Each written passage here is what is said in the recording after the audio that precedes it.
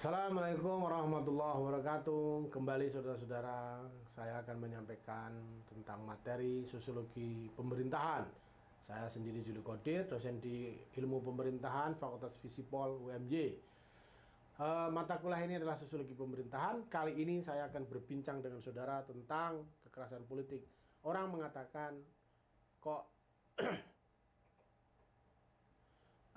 ada apa sebetulnya dengan apa yang dinamakan kekerasan politik.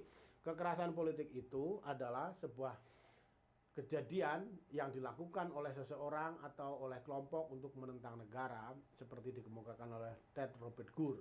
Tetapi secara umum sebenarnya kekerasan adalah merupakan tindakan-tindakan yang dilakukan oleh seseorang, yang dilakukan untuk mengaktualisasikan dirinya secara wajar terhadap orang lain, sehingga ya kekerasan itu sebenarnya dilakukan oleh banyak orang. Sekarang apa sih motif-motif orang melakukan tindakan kekerasan? Ada Pak Johan Galtung, ada Pak Ted Robert Gore mengatakan orang berbuat kekerasan itu karena dorongan ekonomi atau kemiskinan lah, kira-kira begitu. Jadi kalau orang miskin itu kadang-kadang gampang berbuat kekerasannya, maka jangan miskin. Yang kedua, secara politik, dia terlalu dipinggirkan secara politik, terlalu dikalahkan dalam pertarungan, atau selalu merasa dianaktirikan dalam politik. Itu juga berbahaya. Lalu bisa terjadi juga karena perbedaan budaya. Jadi orang berbeda budaya itu bisa membuat kekerasan, tidak memahami budaya orang lain. Yang lain lagi adalah karena kekerasan simbolik. Kekerasan simbolik itu tidak berarti secara ekonomi, tidak bicara secara politik, tapi hal-hal yang ada di baliknya.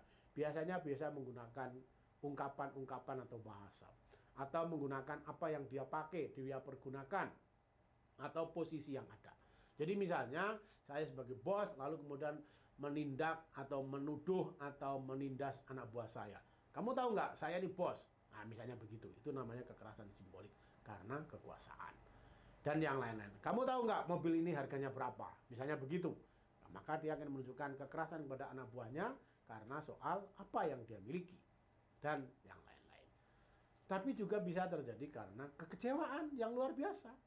Jadi kecewa terus-menerus misalnya, atau perasaan yang tertekan terus-menerus. Maka berhati-hatilah, jangan sampai terus-menerus kecewa karena bisa membuat kekerasan. Sekarang bentuk-bentuknya atau pola-polanya.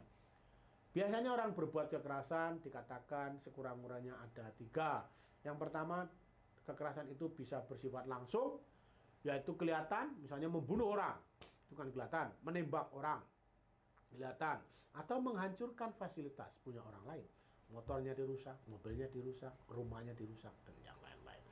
Tapi ada kekerasan yang sifatnya tidak langsung, atau sifatnya telah tersembunyi. Itulah disebut kekerasan simbolik tadi, kekerasan yang berdasarkan tentang bias gender. Gender ini ada 2 hal ya, gender kelamin sosial dan gender kelamin biologis. Kelamin sosial itu misalnya terkait dengan soal strata sosial, kaya miskin, kere ya, dan segala macam kelas menengah, itu namanya gender sosial.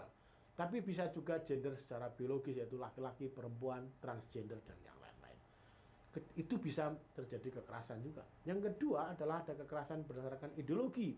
Misalnya komunisme ya, fundamentalisme, liberalisme, itu bisa membuat kekerasan.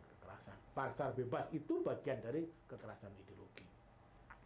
Tapi juga ada kekerasan yang sifatnya struktural, secara positioning, secara posisi jabatan, sehingga mengeksploitasi seseorang karena dia memiliki jabatan.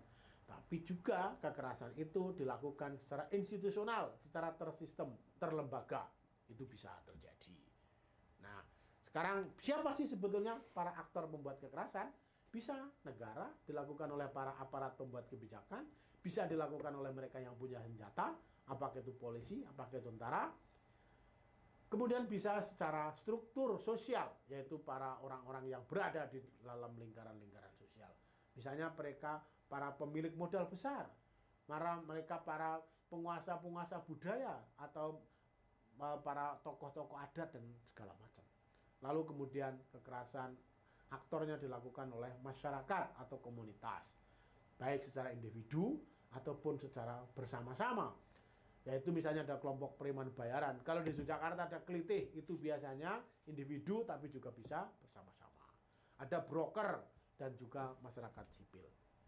Oke, nah sekarang bagaimana misalnya bentuk kekerasan tingkat lokal? Kita bisa lihat ada terjadi di Aceh, ya, ada terjadi di Kalimantan Barat, ada terjadi di Ambon, ada terjadi di Purwakarta, ada terjadi di tingkat pemilihan kepala daerah, yaitu di Jakarta, Solo, Yogyakarta, dan yang lain-lain.